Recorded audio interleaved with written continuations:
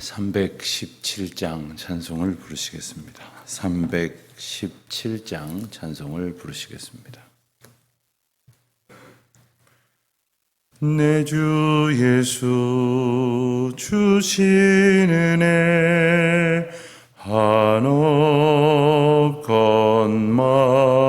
한없건만 내 주 앞에 이 적은 것 다 드리니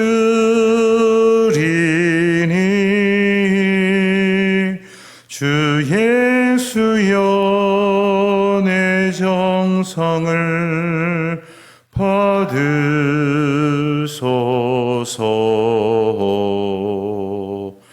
주 날 위해 보배로운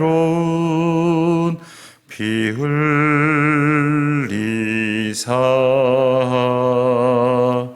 그 귀하신 생명까지 다 주시니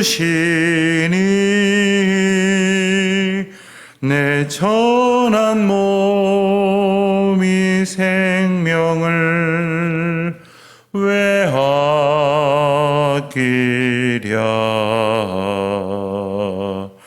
주 예수께 빚진 것이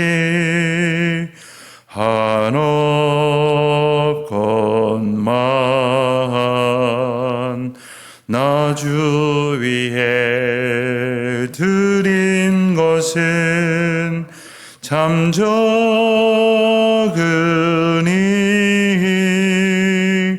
주 예수여 너그럽게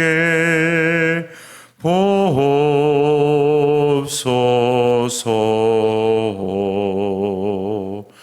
날 위하여 십자가에 피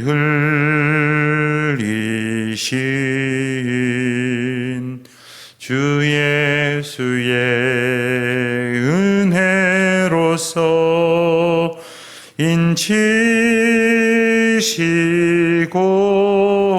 인치시고 내 모든 것 주의 소유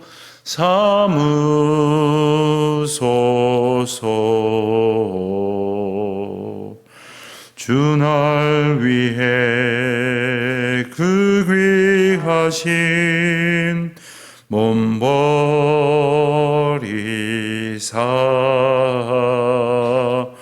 이 내 몸을 피값으로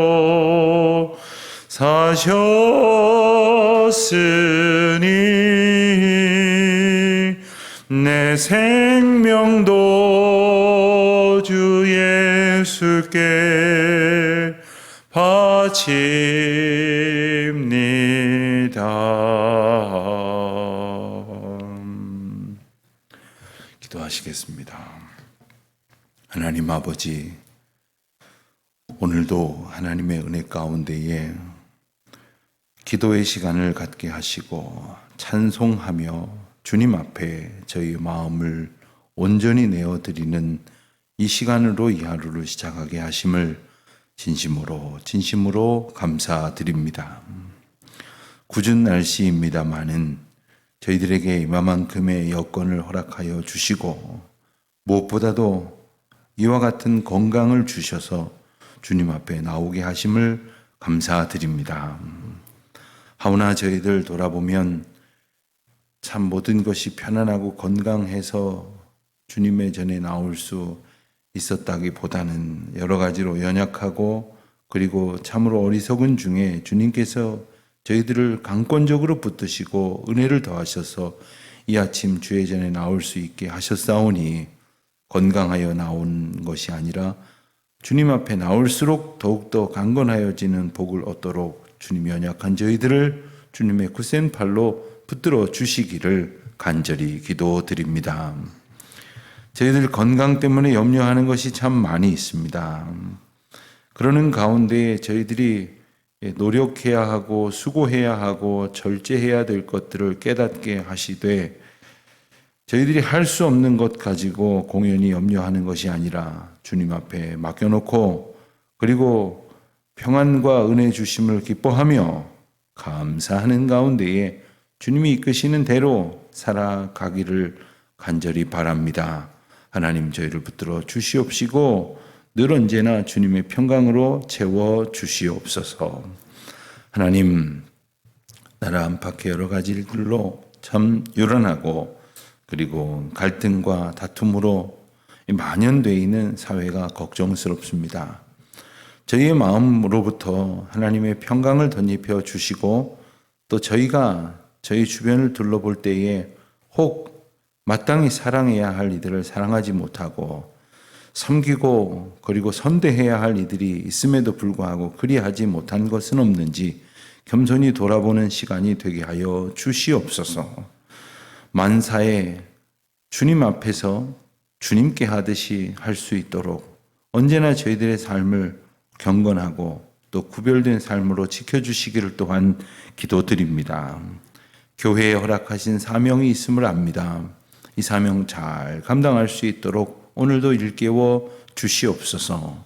특별히 교회를 통하여 선교와 봉사와 섬김으로 하나님 나라가 확장되어져 갈 수 있도록 할 수 있는 노력을 저희들이 기울일 때에 그저 저희들 모여서 저희들만 복 달라고 하나님 앞에 그렇게 반복하여 때를 쓰는 것이 아니라 하나님께서 주신 은혜에 합당함을 인하여 감사하며 또한 부족한 저희들을 통하여 그 은혜가 흘러갈 수 있도록 주여 저희들에게 긍휼을 베풀어 주시기를 간절히 기도드립니다. 하나님 이 아침 저희들 가지고 나온 기도 제목이 있습니다. 하나님 앞에서 기도하는 가운데에 바른 길을 찾도록 주님 인도하여 주시옵시고 허탄한 생각들로 기도하려 한다면 하나님께서 저희의 마음 가운데 역사하여 주심으로 그 생각이 흔적조차 남아있지 않도록 저희들의 심중에 하나님의 은혜를 베풀어 주시기를 간절히 기도드립니다. 하나님, 특별히 이번 주간부터 시작되는 교회 학교, 이제 여름 성경 학교를 주님의 은혜 가운데에 붙들어 주시옵시고 특별히 수고하시는 우리 선생님들 주님의 은혜로 안보하여 주시옵소서. 코로나 재확산에 대한 염려로 인하여 여러 가지 또 대비해야 될 것들을 잘 준비하여서 모든 하나님의 은혜의 시간들이 순조롭게 그리고 아무 지장 없이 잘 이루어질 수 있도록 하나님 저희들에게 지혜로움과 그리고 성실함을 겸비케 하여 주시옵소서. 하나님 오늘도 특별히 병중에 있는 우리 교우들을 떠올리며 기도합니다. 마음의 상함을 두고 하나님의 위로를 구하는 이들을 떠올리며 기도합니다. 하나님 이 코로나 시절 여러 가지 어려움을 피하려고 하다가 믿음의 길에서 멀어진 이들을 떠올립니다. 하나님 함께하여 주시옵시고 특별히 저희 교회가 언제나 하나님의 은혜 가운데에서 오고 오는 모든 세대를 품고 그리고 저들을 주님 앞에 굳건히 뿌리내릴 수 있도록 돕는 귀한 사명 잘 감당케 하여 주시옵소서. 아버지 하나님 오늘도 주의 말씀 붙들어 나아갈 때에 성령께서 깨우쳐 알게 하시는 은혜를 더하여 주옵소서. 예수 그리스도의 이름으로 기도하옵나이다. 아멘. 고린도후서 8장 말씀을 봅니다.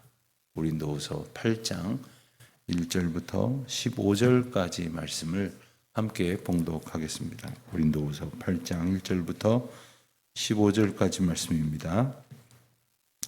형제들아, 하나님께서 마케도냐 교회들에게 주신 은혜를 우리가 너희에게 알리노니 환난의 많은 시련 가운데에서 그들의 넘치는 기쁨과 극심한 가난이 그들의 풍성한 연보를 넘치도록 하게 하였느니라.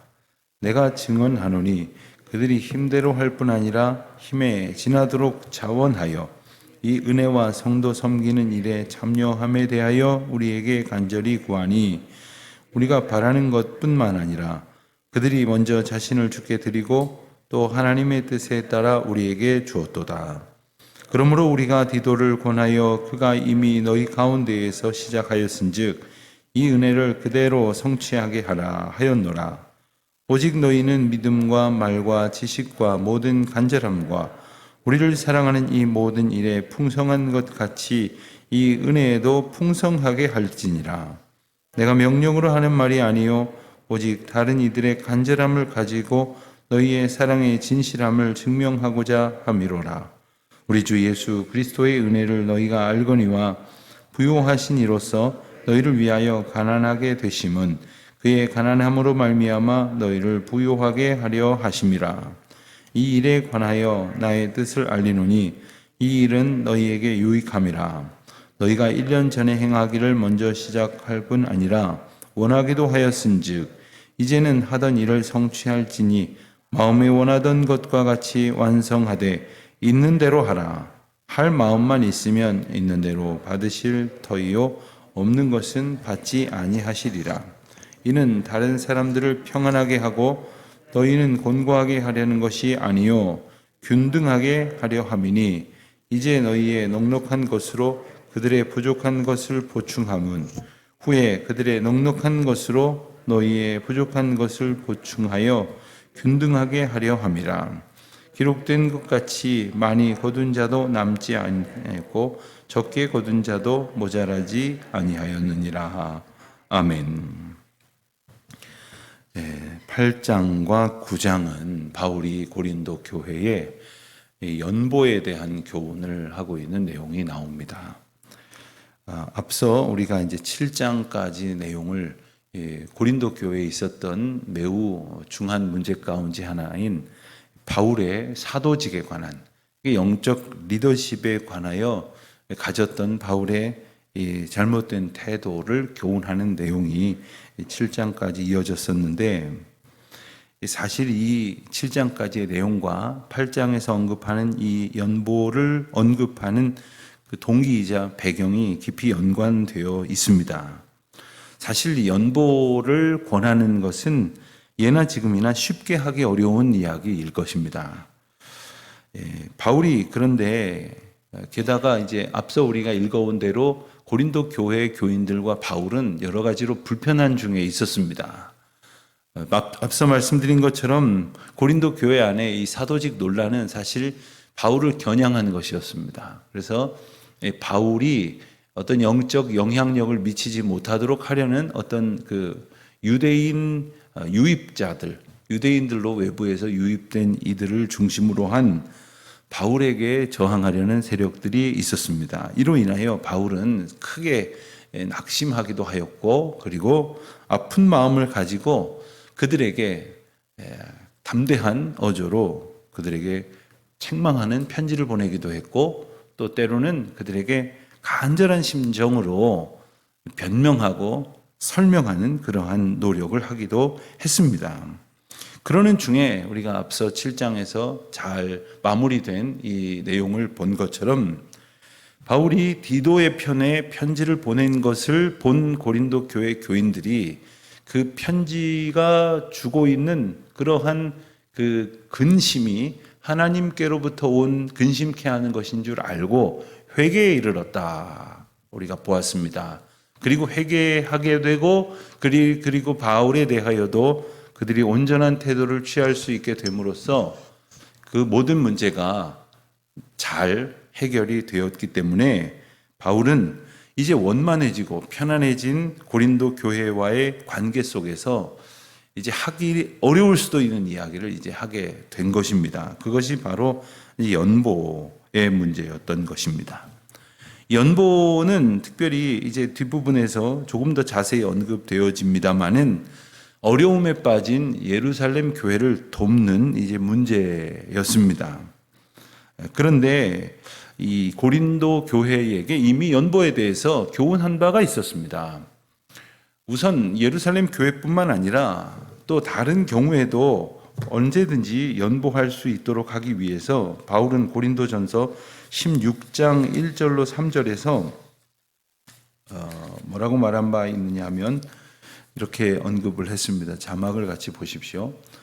성도를 위하는 연보에 관하여는 내가 갈라디아 교인들에게 명한 것과 같이 너희도 그렇게 하라. 매주 첫날에 너희 각 사람의 수입에 따라 모아두어서 내가 갈 때에 연보를 하지 않게 하라. 내가 이를 때에 너희가 인정한 사람에게 편지를 주어 너희의 은혜를 예루살렘으로 가지고 가게 할 것이다. 이런 내용의 권면을 이미 한 바가 있습니다. 그 내용에 보면 특이한 것 한 두 가지가 있는데, 우선 내가 갔을 때 그때 가서 하지 말고 평소에 미리미리 좀 하는 것이 좋겠다 하는 권면입니다. 여기서 우리가 연보가 무엇인지를 다시 한번 생각해 보겠는데, 고린도전서 할 때 드린 말씀을 좀 떠올려 보시기를 바랍니다. 오늘날에는 우리가 헌금이라는 그러한 이름으로 통일되어 사용을 합니다마는, 바울 사도가 쓴 서신 몇 곳에서 연보라는 표현을 합니다. 한국 교회도 연보라는 표현을 한동안 사용을 했었습니다마는 오늘날에는 이제 함께 사용을 하지요. 연보와 이제 또 하나의 개념이 있다면 그것은 봉헌, 헌금이라는 표현입니다. 연보는 하나님께서 이 하나님 앞에 드리는 예물 중에서 이웃과 나누고, 그리고 교회 공동체를 돌보고 섬기는 일에 사용하도록 그런 목적을 가지고 헌금하게 하시는 것들을 말합니다. 헌금한다 그러면 하나님과의 어떤 수직적 관계가 중심이 되는 그러한 드림의 과정이라고 한다면, 이 봉헌 중에서 이 연보는 바로 이 수평적 관계, 그러니까 이웃과 나누고 그리고 서로를 살피고 돌아보는 목적으로 이렇게 하나님 앞에 드리는 예물이라고 하겠습니다. 오늘날로 말하면 구제헌금, 긍휼사역 혹은 장학헌금이라든가, 또한 여러 교회들을 서로 섬기고 돕는 그러한 선교 후원, 그리고 우리가 예배당이라든가 이런 어떤 우리 교회 공동체를 이제 운용해 가는 데 있어서 필요한 여러 가지 행정적인 경비들을 충당하는 것도 넓게 보면 이 연보에 해당하는 것이라고 할 수가 있습니다. 우리가 11조 헌금이라든가 감사 헌금이라든가 하나님 앞에 내게 주신 은혜에 마땅히 감사하여 하나님 앞에 직접 드리는 듯한 그 의미가 더 강조된 봉헌과는 조금 이제 구별이 되어져서 사용이 되었는데, 오늘날에는 이제 함께 사용을 하게 된 것입니다. 바울은 말합니다. 이웃을 도우려고 하는 일이 언제 가서 이렇게 탁 발생을 했을 때 그때 가면 마치 돈 거두러 가는 사람 같게끔 서로 생각할 수가 있는 겁니다. 그리고 이웃 돕는다고 하는 것은 언제나 도울 만한 상황이 우리 주변에 발생을 하는데, 다만 그러한 기회가 언제나 열리는 것이 아니기 때문에 이제 그 일들을 언제든지 꾸준하게 날짜를 정해서 이렇게 하도록 하라, 이렇게 권면했던 겁니다. 서울에 있던 어떤 대형 교회에 아주 특별한 사역이 있었다고 합니다. 주일 저녁마다 국내의 여러 사역자들을 초청을 해서 이제 간증이나 혹은 말씀을 듣고 사역을 위해서 중보기도를 부탁하는 그러한 시간을 주일 저녁에 이렇게 가졌던 교회입니다. 그리고는 설교를 한 다음에 목사님께서 그분을 위해서 기도하고 헌금 바구니를 돌렸어요. 그러니까 그때 모여진 헌금은 그분께 전부 드리는 그러한 특별한 시간이었습니다. 초기에는 참 은혜로웠다고 합니다. 평상시에 들을 수 없는 아프리카 오지에 혹은 저기 낙도에 가서 고생하시는 그런 분들, 아주 어려운 중에 수고하신 이야기들을 들으면서 아주 성도들이 기꺼이 이렇게 은혜를 이렇게 느끼게 되었다고 합니다. 그런데 시간이 조금 지나니까 폐단이 생긴 거예요.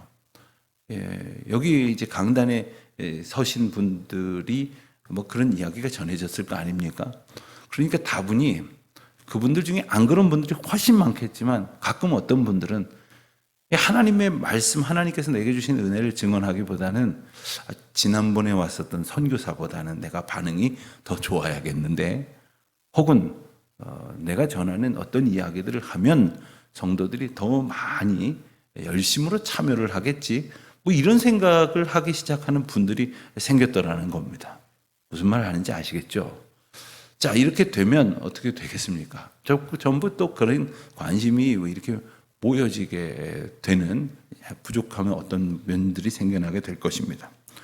그래서 이제 그 이후에는 다시 그런 방법을 쓰지 아니하고 한 달에 한 번씩 온 교회가 그런 연보의 성격을 가진 특별 헌금을 매월 첫 주에 하고 그것이 모여진 것을 가지고 그러한 사역을 하시는 분들을 찾아서 이렇게 돕는 그런 일들로 전환해 가게 되었다. 이렇게 그 교회의 이야기들을 들은 바가 있습니다. 그렇습니다. 마치 우리가 어떤 사역의 내용을 들어보고 뭐 좀 감동이 되면 헌금하고 안 하고 이런 차원 대단히 위험스러울 수 있는 면이 있습니다. 그렇기 때문에 언제나 하나님 우리 주변에는 저희를 통하여 은혜가 흘러가게 하실 이들이 많은 줄 압니다. 그러니 하나님 앞에 이 마음을 주신 그리고 이 비전을 따라서 하나님 앞에 봉헌합니다. 그리고 교회는 언제나 그런 사명을 가지고 있어야 합니다. 그리고 그러한 일들을 잘 해갈 수 있도록 미리미리 우리 마음을 드릴 수 있어야 한다. 이런 내용입니다. 자, 그런데 바울은 오늘 2절, 3절 면합니다. 1절 말씀을 보면 하나님께서 마게도냐 교회들에게 주신 은혜를 너희에게 알린다. 이렇게 말합니다. 이 마게도냐 교회에게 주신 은혜는 뭐냐 하면 바로 마게도냐에 있는 여러 교회들이 이 연보에 대한 권면을 듣고 그리고 이 연보에 참여하게 되었다 하는 겁니다. 그러니까 바울은 지금 연보하는 일에 참여하는 것부터가 은혜다라는 말씀을 우선 중요하게 하고 있습니다. 여러분, 하나님의 은혜를 받았기 때문에 그 은혜를 나눌 수가 있는 거예요. 그러니까 이 은혜를 나눴다는 것은 벌써 은혜를 받았다는 것이고, 그래서 하나님의 은혜를 나눴다는 것부터가 하나님의 은혜임을 우리가 잘 깨달을 수 있어야 합니다. 그래서 2절을 보니까 환난의 많은 시련 가운데에서 그들의 넘치는 기쁨, 극심한 가난이 풍성한 연보를 넘치도록 하게 하였다 했습니다. 넘치는 기쁨은 알겠는데 극심한 가난이 어떻게 풍성한 연보를 넘치게 하였을까?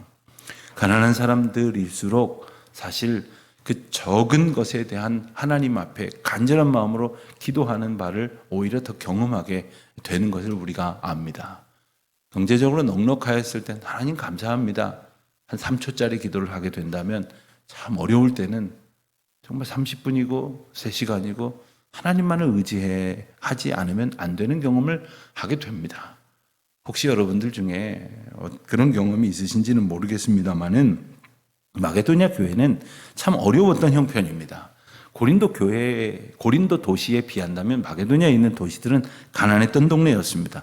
그러나 바울이 지금 3절 이하에서 말한 대로 그들은 힘대로 할 뿐 아니라 힘에 지나도록 자원하여 감당했다. 그리고 그 일에 참여하기를 오히려 우리에게 구했다. 4절에서 이렇게 전합니다. 그리고 우리가 바라던 것뿐만 아니라 먼저 자신을 주님께 드리고 또 하나님의 뜻에 따라 우리에게도 주었다. 이 마게도냐 교회에 있었던 아름다운 은혜의 소식을 전하고 있습니다. 6절 말씀에 보면 고린도 교회들에 대한 권면 2가지가 언급이 됩니다. 그래서 이제 바울은 말합니다. 우리가 디도를 권하여 그가 이미 너희 가운데 시작하였은즉, 그렇습니다. 디도를 통해서 고린도 교회 교인들에게 이제 이 봉헌, 특별히 연보하는 일에 참여할 수 있는 동기가 부여되었으니 이 은혜를 그대로 성취하게 하라고 권면을 합니다.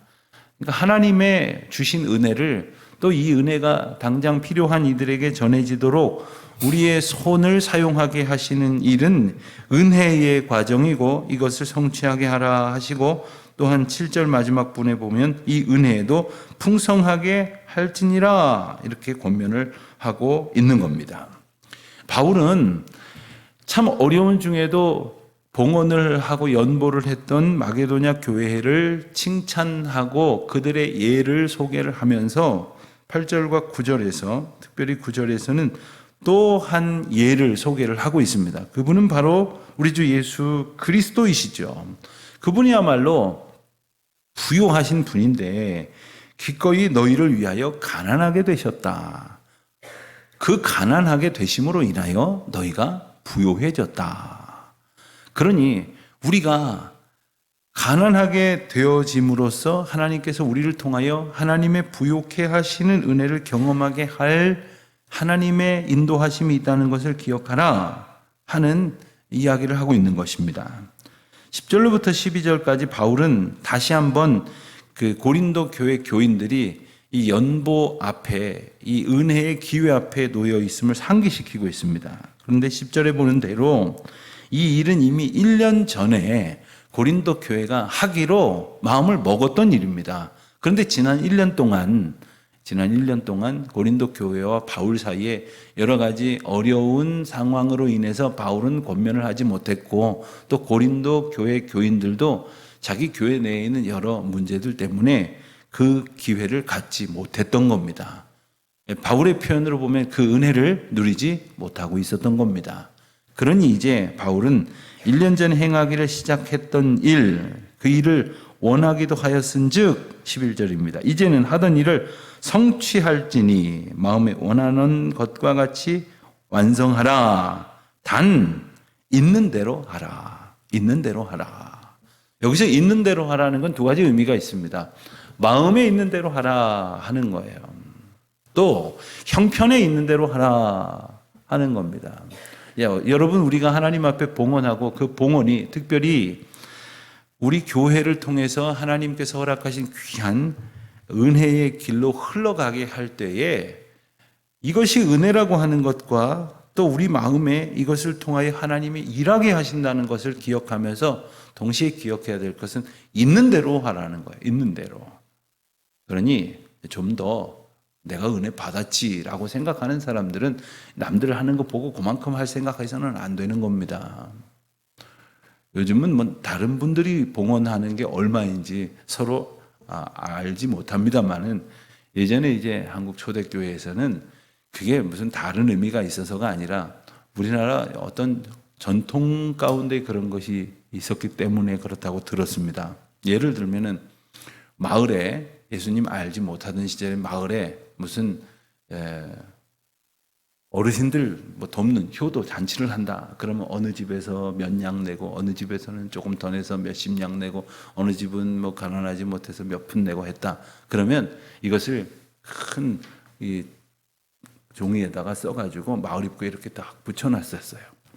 보통 이제 마을 공동체 같은 데서 해오던 모습들이 그랬습니다. 그러다 보니까 이제 우리나라에 교회가 들어오게 되고 교회 공동체를 운영해 갈 때 이 봉헌이 사실은 하나님 앞에 드리는 의미도 있지만 공동체를 위해서 내놓는 의미도 있었기 때문에 그것을 이렇게 공개해 버릇한 것이 한국교회의 초대의 모습이었습니다. 뭐 선교사들이 가르쳐 준 것도 아니고 우리들은 뭐 이렇게 해왔습니다. 그러다가 이제 오늘날의 시대에 와서는 그것이 아주 그 교훈적이고 덕스러운 의미만 있는 것이 아니라 불필요한 그러한 비교나 이런 것들을 야기하기 때문에 오늘날에는 이렇게 막 액수를 공개한다든가 누가 더 많이 냈다는 이야기를 한다든가 하지는 않습니다. 그 이유는 뭐겠습니까? 각자가 하나님 앞에 받은 은혜대로, 그리고 하나님이 주신 마음 그대로, 하나님이 내게 주신 감동 그대로 감당하라 하는 것이죠. 또 11절, 12절 말씀 보면 할 마음만 있으면 있는 대로 받으실 터이요 없는 것은 받지 아니하시리라. 하나님께서 우리에게 마음을 주시고 여건을 주셨으면 그 마음을 하나님 앞에 고백하라, 드리라 하는 의미입니다. 13절로부터 15절까지 말씀을 보면 어떤 연보의 성격과 목적이 나옵니다. 다음 시간에도 이어지기 때문에 간단하게만 본다면 이것은 균등하게 하려 합니다. 이렇게 말씀을 하셨어요. 여기서 균등하다는 것은 어떤 뭐 공산주의적인 평등이라든가 사회주의적인 그러한 성격을 가지고 있는 것이 결코 아닙니다.